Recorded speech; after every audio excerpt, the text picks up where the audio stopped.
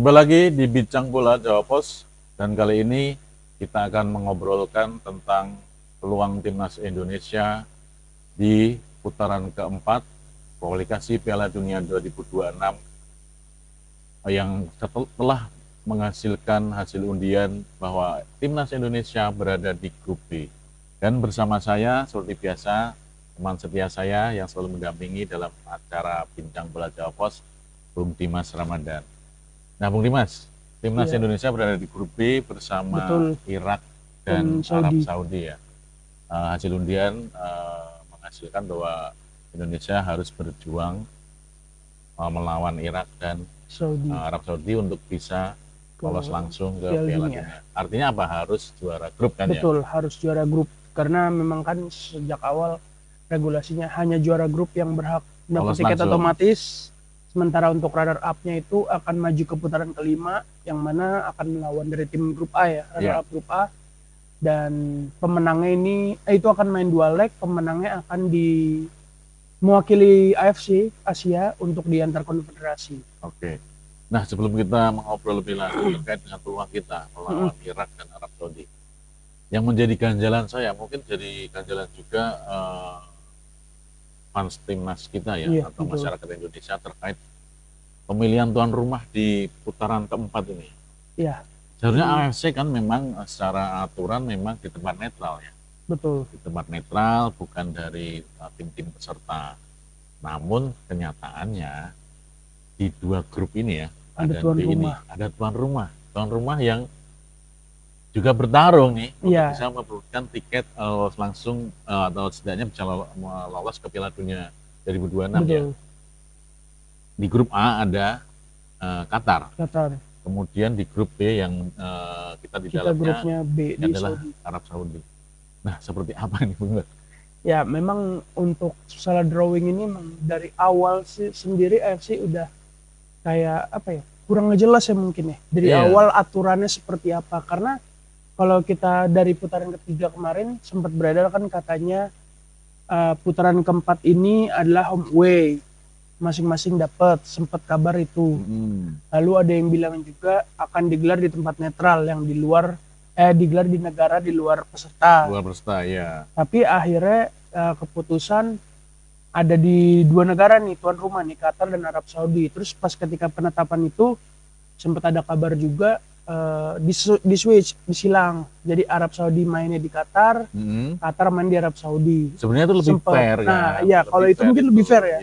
Jadi tidak ada tuan rumah. Tidak ada tuan rumah yang main di rumahnya gitu. Betul, walaupun memang sebenarnya semuanya Timur Tengah ya. Iya. Ini buat kerugian kita, buat kita, tapi memang ya, memang udah itu hasilnya udah peserta, tapi ya dari AFC ini nih emang dari awal tidak ada kejelasan pastinya gitu, saklek aturannya gimana ini, jadi diubah-ubah, jadi ya kita nggak bisa ngapa-ngapain juga. Dari PSSI sudah berjuang buat usaha buat tuan rumah begitu negara lain ya, tapi ternyata akhirnya tetap yang terpilih Qatar dan Arab Saudi, dan mereka tuan rumah.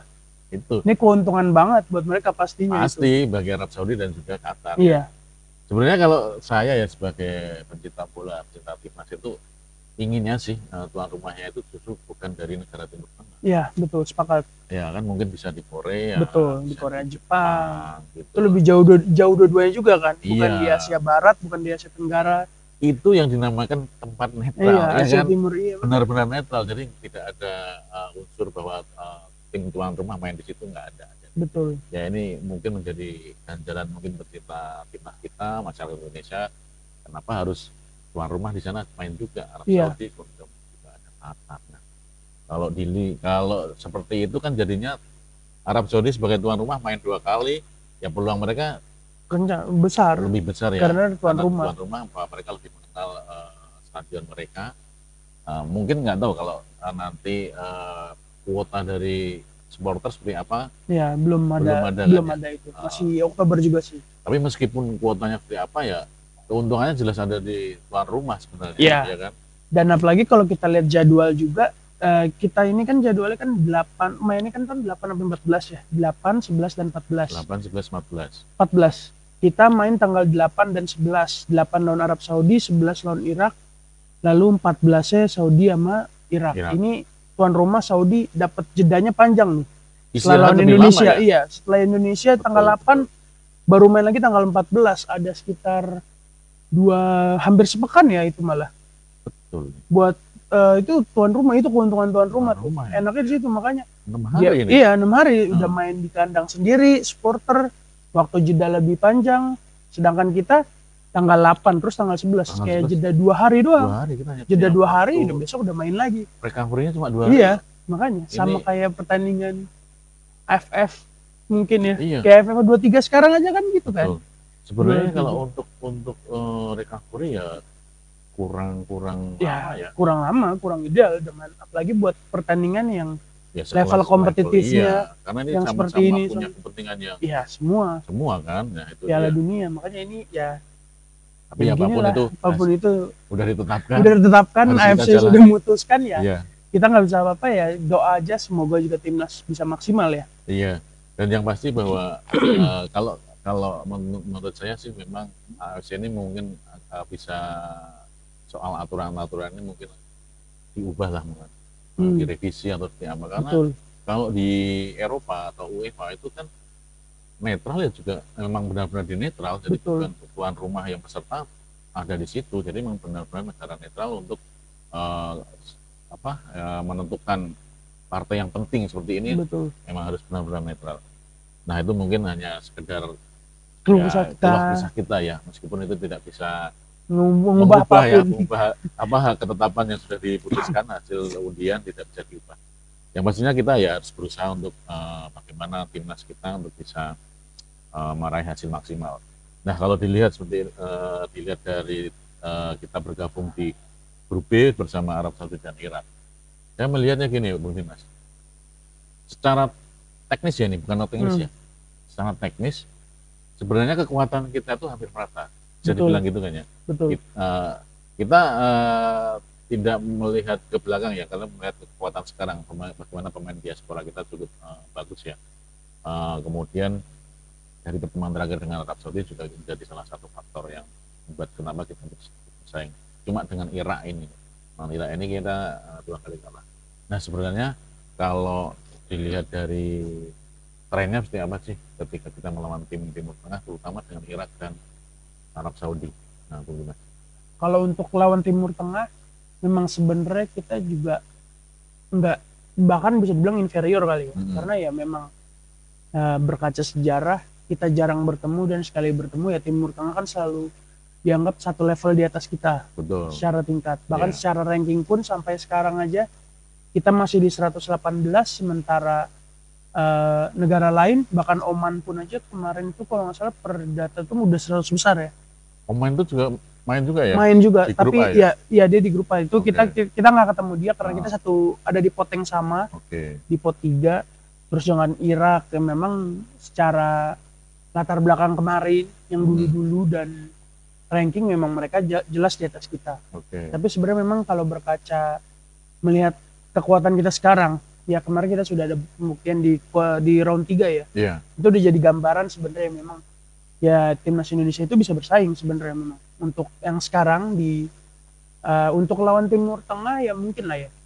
Memang mungkin kalau kita berkaca dari Arab Saudi misalnya, 14 pertemuan kita menang cuma sekali, seri 2 kali, dan Arab Saudi menang 11. Tapi kita ingat juga 1 seri dan 1 imbang itu baru kemarin. Baru timnas kita itu dulu beda. Ini Arab Saudi yang udah merasakan perubahan timnas kita kan. Dan hasilnya ya itu tadi kita bisa nahan imbang 2-2 atau 1-1 ya waktu itu di Arab ya. 1-1 ya. Waktu itu di Arab, dan di Jakarta 2-0 yang kita tahu Marcelino 2 golnya. Nah, itu rasanya bisa jadi modal jelas ya buat kita, apalagi dengan Arab Saudi. Tapi satu sisi kita juga nggak bisa terlalu overconfident juga, karena ya itu balik lagi, Arab Saudi main di kandang sendiri. Di luar noteng. Terus dengan punya jadwal lebih bagus, dan sekarang juga kan pelatihnya sudah balik ke Rene Hervé itu yang dari Prancis itu ya? Iya, yang dari dulu pelatih timnas Prancis wanita. Itu kan dia sempat di Arab Saudi ke Prancis baru balik lagi kan. Dan Arab kemarin juga sempat ikut Gold Cup CONCACAF, dia jadi tim tamu undangan, dan itu lumayan juga tuh. Mereka bisa ke perempat final. Memang sempat kalah dari USA sama Meksiko ya. Meksiko, iya. ya, yang juara.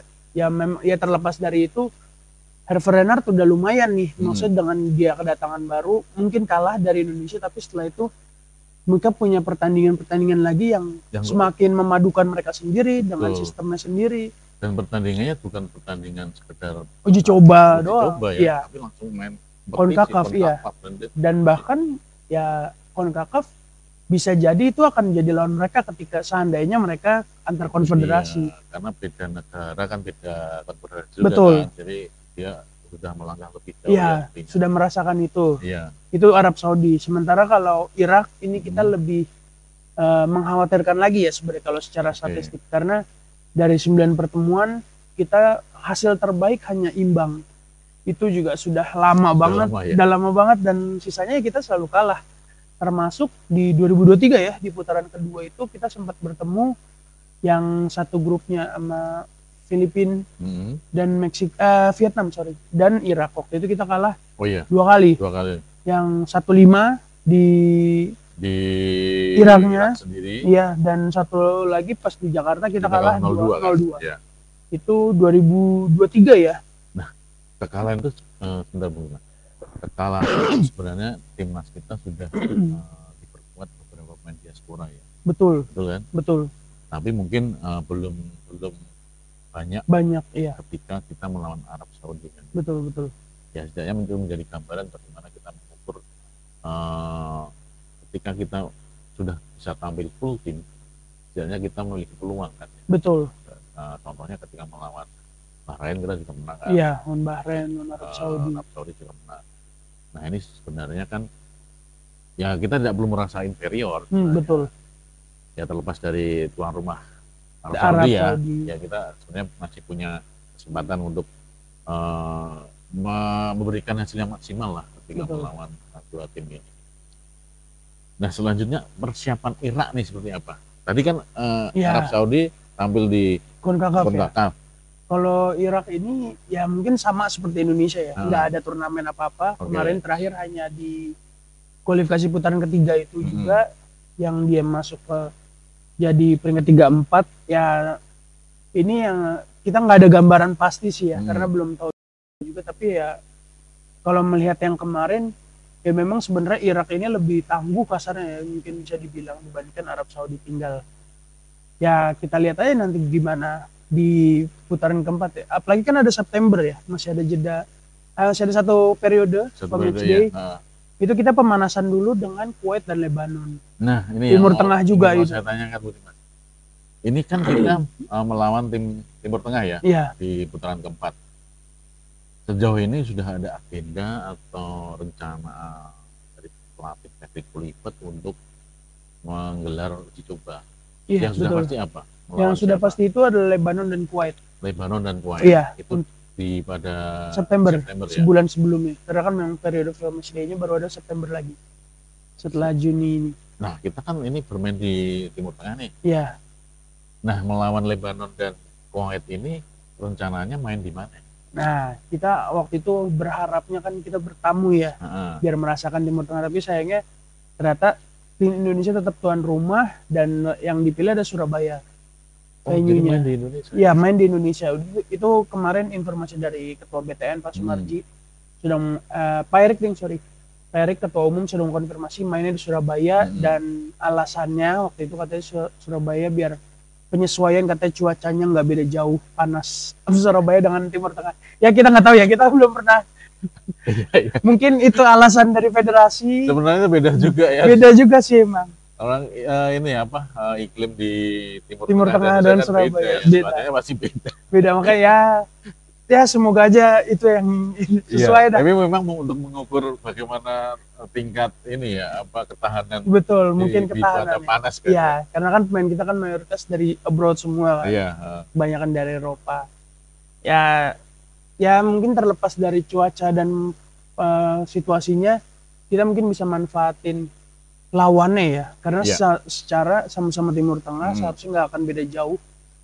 Jadi itu bisa jadi gambaran lah setidaknya gimana sih permainan Timur Tengah selain kemarin kita di putaran ketiga. Ya setidaknya secara permainan kita bisa tahu bagaimana permainan Timur Tengah itu kualitas seperti apa, Betul. kemudian secara teknik dasar seperti apa kan juga bisa dilihat dari ketika kita melawan Kuwait dan Lebanon tadi kan. Betul. Ya Kuwait mungkin tidak jauh beda dengan Irak juga kan ya, dan juga Arab Saudi ya. Mungkin yang nggak sedikit ini ya Lebanon, mungkin Lebanon lebih condong ke seperti Palestina kayak gitu ya. Mungkin dengan tim-tim yang seperti Oman dan Jordania lah. Iya, gitu. betul. Tapi ya ini sudah dipilih ya, memang harus tampil maksimal nanti di pertandingan persahabatan nanti, uji coba lah ya untuk menjelang putaran keempat ya, pertandingan putaran keempat. Nah sebenarnya timnas ini kabar terbaru apa sih Bung Dimas? Karena yang saya dengar ini ada satu pemain kita yang memang sebenarnya menjadi salah satu andalan ya setelah masuk resmi menjadi WNI, yaitu Oleh Romeni, dan Haria main di Oxford, kemarin main di Piala Presiden ya. Betul. Dan ya saya mendengar kabar buruk, dia mengalami cedera. Waktu itu melawan Arema, ditackle oleh salah satu pemain asing Arema. Iya, Paulinho. Nah, update terbaru apa ini? Ya, itu sebenarnya memang buruk banget ya buat timnas Indonesia, karena di preseason kita berharap bisa melihat Oleh yang di Oxford untuk musim depan seperti apa. Saya syukur-syukur bisa dapat tim utama lagi yang lebih sering mainnya, tapi ternyata malah kemarin dia di-tackle keras kan tuh dari pemain Arema.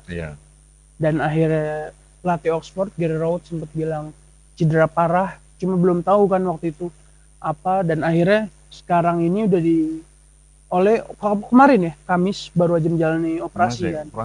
Ya, operasi sudah sukses dan dikonfirmasi juga sama PSSI itu dari Pak Erik, ketua umum, udah memastikan September Oleh absen. September uji coba nggak ikut ya. Dan untuk Oktober ini masih dilihat lagi perkembangannya seperti apa. Tapi kalau dari kabar terbaru juga dari Patrick Kluivert, pelatih, dia sendiri nggak yakin bahwa Oleh bisa pulih pas Oktober. Jadi ya jelas kerugian besar banget buat kita kalau seandainya memang Oleh ini benar-benar nggak bisa main ya di Oktober. Karena memang kita tahu dari dia debut di melawan Australia, Australia dia golin, terus ketika di Bahrain mencetak gol juga kan. Jadi ya memang itu sih yang kita sayangkan banget, karena lawan Cina itu penalti kan ya? Berarti 3 kali. Ya, tiga pertandingan beruntun, 3 gol. Langsung 3 gol ya. Hanya lawan Jepang aja yang kita juga pun nggak bisa ngapa-ngapain waktu itu. Jangan ngomongin lah. Ya, pokoknya dari kalah. Iya, terlalu telat dan nggak bisa ngapa-ngapain. Nggak usah diomongin. Dari 4 pertandingan 3 gol, 3 penampilan lumayan. Tapi di krusial nanti dia absen ini, ya Patrick Kluivert harus benar-benar muter otak lagi nih, karena selama ini kita kan membutuhkan kehadiran seorang striker. Oleh datang, masalah beres. Tapi ketika dia cedera, masalah lagi yang baru muncul. Nah itu, karena sebenarnya kalau dipikir ya, kita sudah menemukan timnas ini, sudah menemukan pakem terbaik ya. Strikernya udah punya nih, Oleh Romeni. Tapi ya mau dikata apa lagi? Iya, kalau cedera memang nggak bisa. Itu di luar kendali. Kendali ya. Betul.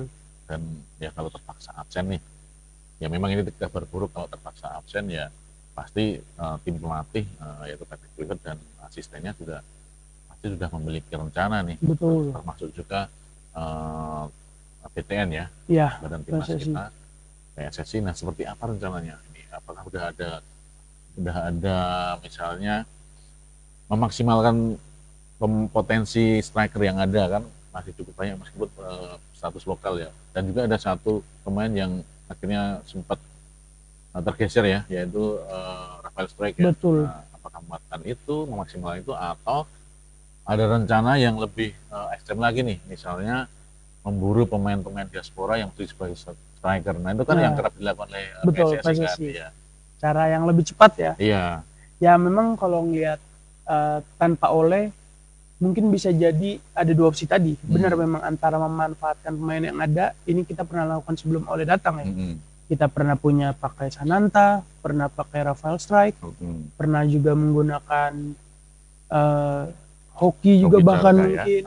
ya atau Dimas Derajat mungkin dari Persib, striker lokal kita, atau bahkan mungkin memanfaatkan ya pemain-pemain yang mobile seperti Egy bisa di kanan kiri, walaupun memang agak jarang ya itu. Iya. Tapi ya itu opsi pertamanya, memanfaatkan Peter Kluivert sendiri udah bilang akan harus siap mencari penggantinya kan, entah siapapun itu. Iya. Kalaupun memang nggak bisa ada opsi lain, yaitu paling kita memanfaatkan Jens Raven yang Timnas U23 ya baru kemarin kan dia baru lulus kasarnya dari U20, lalu di U23 kemarin juga lumayan ya lawan Brunei. Nyetak berapa gol? 6 gol dari kemenangan 8-0 kita timnas lawan Brunei. Terlepas dari lawan ya betul, tapi ya itu menunjukkan nih berarti memang ada ketajaman yang dimiliki seorang Jens Raven, tinggal mungkin kematangannya aja seperti apa. Nah, satu lagi nih. Nah, ada pemain baru. Pemain baru kan? Iya. Ini peluangnya nanti seperti apa? Karena memang kabarnya nih sudah masuk tahap di Kementerian Hukum kan ya? Sudah masuk di hukum.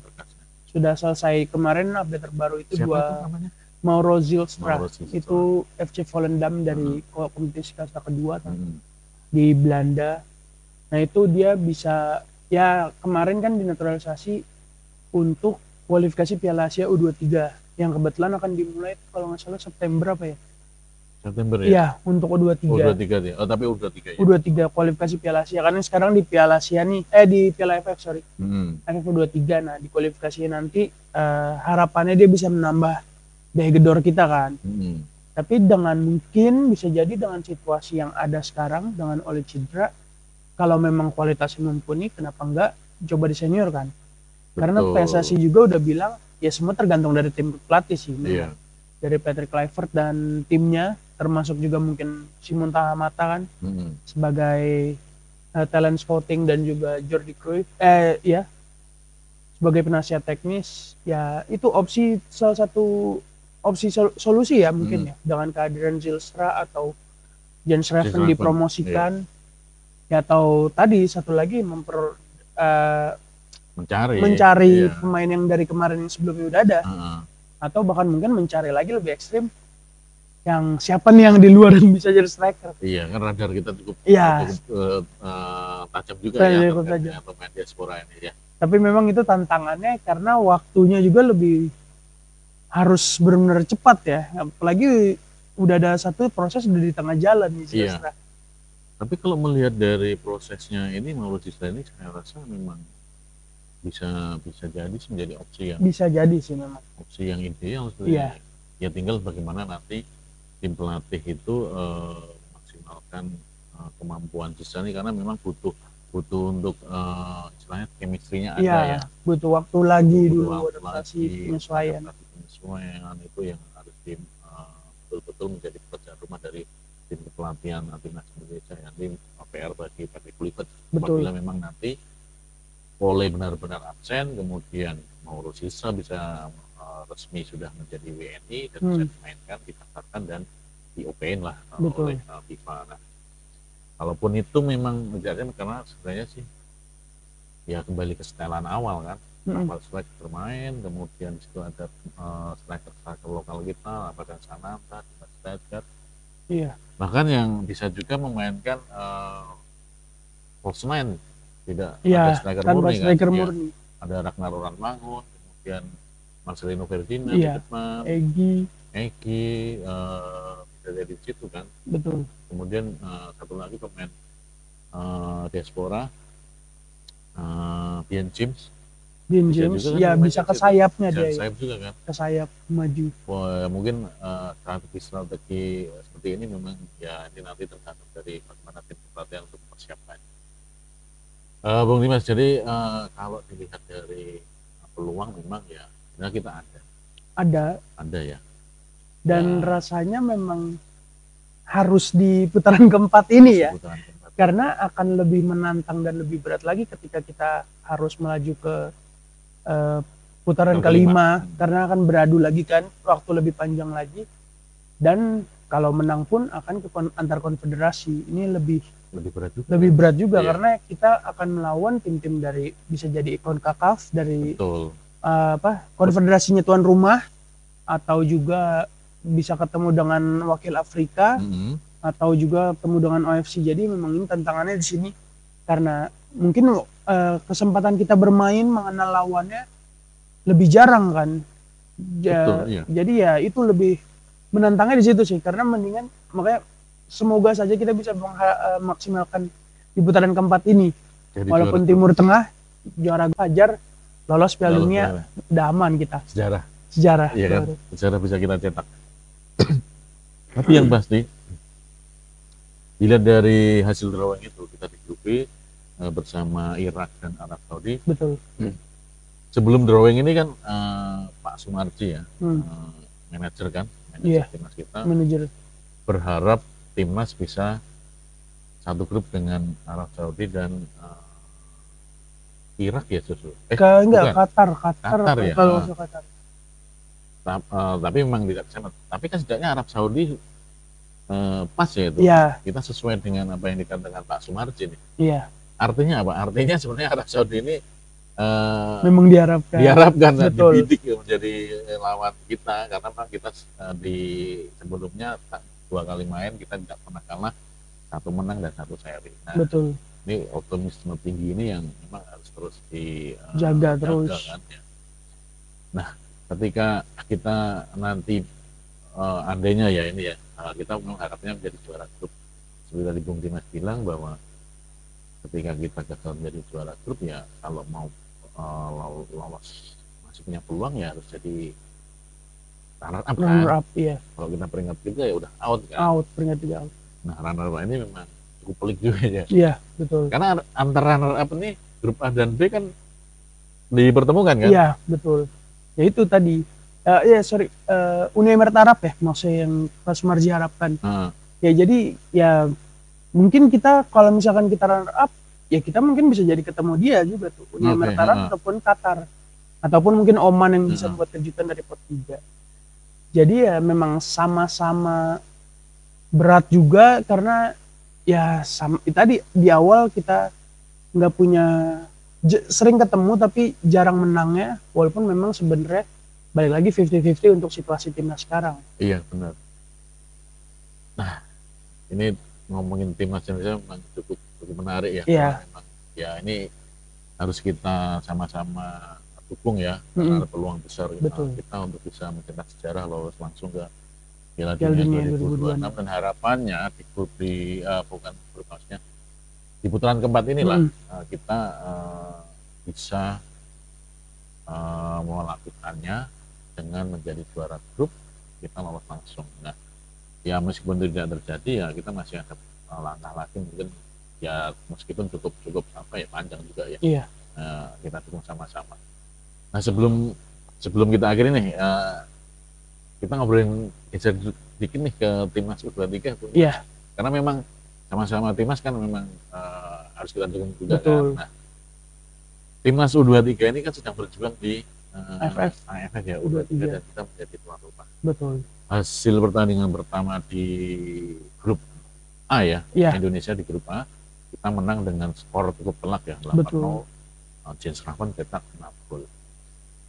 Nah untuk peluangnya seperti apa sih? Karena lawan kita juga di sana ada Filipina, Malaysia, dan juga kita sudah nggak di grup ya. Kita akan melawan Filipina dan Malaysia. Ya. Dan hanya juara grup ya? Juara grup dan 1 runner up terbaik. Satu runner up terbaik yang akan semifinal. Nah, peluangnya seperti apa sih? Karena targetnya Indonesia kan Gerard Van Aert ya pelatihnya. Ya juara. Ini juara. Betul. Ya untuk di grup A ini AFF emang cukup unpredictable ya. Kemarin kita bisa menang 8-0 dengan Brunei. Di sisi lain pertandingan lainnya itu ada Malaysia Filipina yang sebenarnya mungkin awalnya Malaysia dijagokan ya. Tapi ternyata malah Filipina ini bisa menang 2-0. Dan kemarin kalau ngeliat permainan memang Filipina ini oke juga, punya maksudnya cukup agresif depannya. Ya ini jadi tantangan besar sih buat yang mungkin saat ini di tag akan main malam ini ya. Iya. Untuk melawan Filipina. Jadi penentuannya bisa dibilang di sini sih. Ketika kita bisa berhasil menang, maka rasanya peluang untuk kita lolos ke semifinal, entah juara grup atau runner up terbaik, itu peluangnya lebih besar. Iya. Dan ya ketika kita lolos, ya ini balik lagi di grup sebelah udah jelas ada di B ada Laos, Kamboja dan Vietnam, di C ada Myanmar, Timor Leste dan Thailand. Ya, rasanya semua tahu di antara dua grup itu ada dua tim yang pasti jadi unggulan, yaitu Vietnam di B dan Thailand di C. Thailand ini mereka juga belum bermain juga karena cuma 3 grup ya.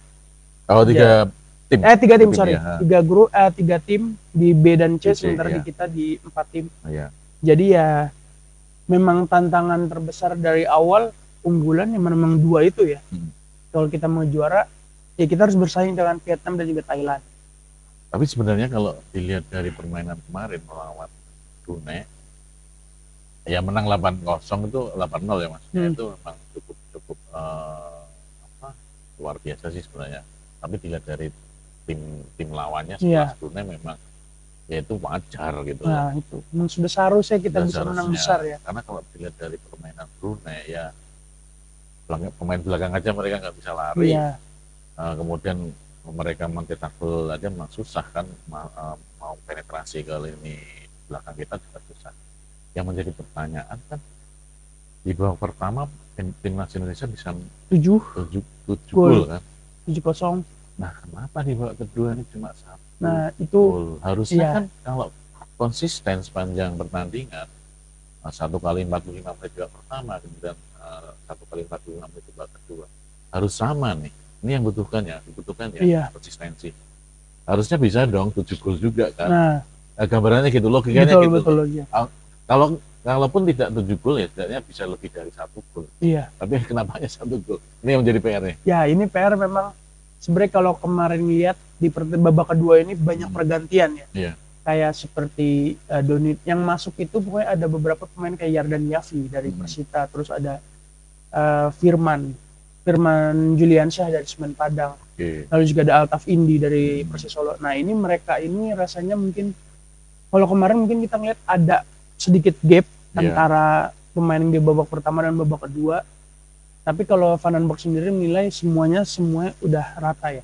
Tapi memang fakta nggak bisa bohong, kemarin ketika pertandingan di babak kedua dominasi kita lebih berkurang. Walaupun memang sebenarnya Brunei-nya juga sudah mulai membaik ya di babak kedua. Tapi rasanya emang 1 gol dan itu juga penalti ya. Penalti ya. Itu juga memang enggak penalti yang babak pertama dari James Craven itu babak pertama deh, sorry. Ya 1 gol, hanya 1 gol di babak kedua memang itu dia. Ya, agak kurang ya. Maksudnya kita berharapnya mungkin bisa minimal 3 lah namanya, 3 atau 4 gol. Tapi ini hanya 1.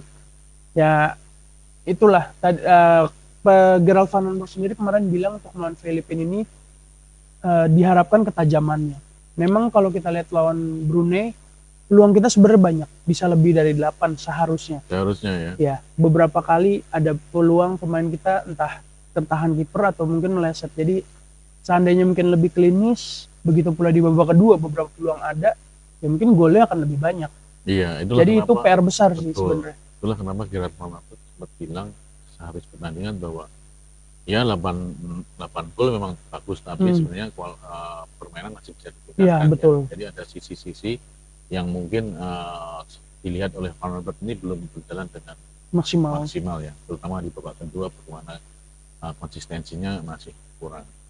Ya nanti diharapkan juga di pertandingan berikutnya melawan Filipina, kemudian melawan Malaysia juga ya, terutama ini dari timnas bagaimana kualitas permainan timnas U23 ini akan muncul. Betul. Ya, harapannya ya kita bisa juara, menang dan melaju. Oke, terima kasih Bung Dimas. Cukup menarik nih obrolan kita terkait dengan timnas senior ya. Betul. Yang terutama kita bisa tetap melanjutkan perjuangan, bisa lolos langsung ke Piala Dunia 2026, bertarung di putaran keempat melawan Irak dan Arab Saudi. Dukungan dari masyarakat Indonesia diharapkan untuk bisa meraih prestasi ya timnas Indonesia kita. Dukungan terus dikobarkan. Sementara timnas U23 kita juga sedang berjuang ya di Piala AFF U23. Terima kasih atas waktunya. Berjumpa lagi nanti di Bincang Bola edisi selanjutnya dari Jawa Pos. Terima kasih dan sampai jumpa lagi.